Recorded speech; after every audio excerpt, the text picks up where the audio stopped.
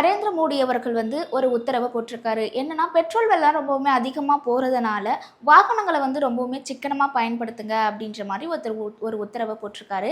அது மட்டும் இல்லாம, அவருமே வாகனங்கள் ரொம்பவுமே கம்மியா தான் அவருடைய பாதுகாப்புக்காக நெறைய வாகனங்கள் போறக்கூடியதா இருந்துச்சு.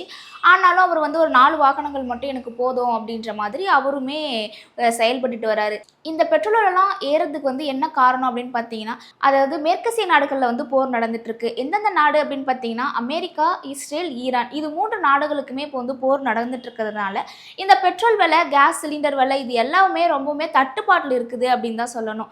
எதனால இந்த அளவுக்கு தட்டுப்பாடு ஏற்பட்டுச்சு அப்படின்னு பார்த்தீங்கன்னா, நம்மளுக்கு கச்சா எண்ணெய் மூலயமா தான் இந்த பெட்ரோலும், கேஸ் சிலிண்டரும் தயாரிக்கப்படுது. இந்த கச்சா எண்ணெய் ஈரானுடைய ஒரு ஹார்முஸ் ஜலசந்தி அந்த நீர்வழி பகுதியாக தான் அந்த கச்சா எண்ணெய் வரணும். ஸோ போர் நடக்கிறதுனால அந்த கச்சா எண்ணெய் வர பாதையை ஈரான் மூடிட்டாங்க.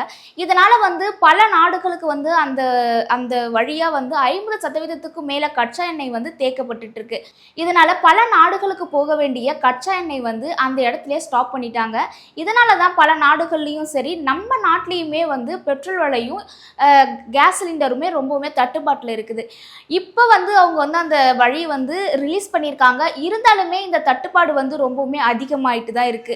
அதனால தான் நரேந்திர மோடி அவர்கள் வாகனங்களை ரொம்பவுமே குறைவா பயன்படுத்துக அப்படின்னு சொல்லிட்டு அவர் உத்தரவு போட்டிருக்காரு. அது மட்டும் இல்லாம டெல்லியில ஒர்க் பண்ற எல்லா எம்ப்ளாயிஸுக்குமே ஒர்க் ஃப்ரம் ஹோம் கொடுங்க, அதனால வாகனங்கள் நிறைய பயன்படுத்த மாட்டாங்க அப்படின்ற மாதிரி ஒரு உத்தரவை போட்டிருக்காரு.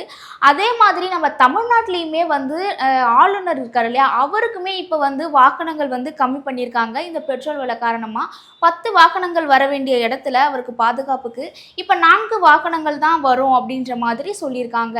இது தொடர்ந்து நம்ம தமிழக முதலமைச்சர் அவர்களுக்கும் இந்த உத்தரவு நடக்குமா அப்படின்றது ஒரு மிகப்பெரிய ஒரு எதிர்பார்ப்போட தான் இருக்கு. அவரும் இதை மாதிரி செயல்படுவாரா அப்படின்றது ஒரு கேள்விக்குறி தான். இந்த கருத்தை பத்தி நீங்க என்ன நினைக்கிறீங்க அப்படின்னு சொல்லிட்டு கமெண்ட் பாக்ஸ்ல கமெண்ட் பண்ணுங்க.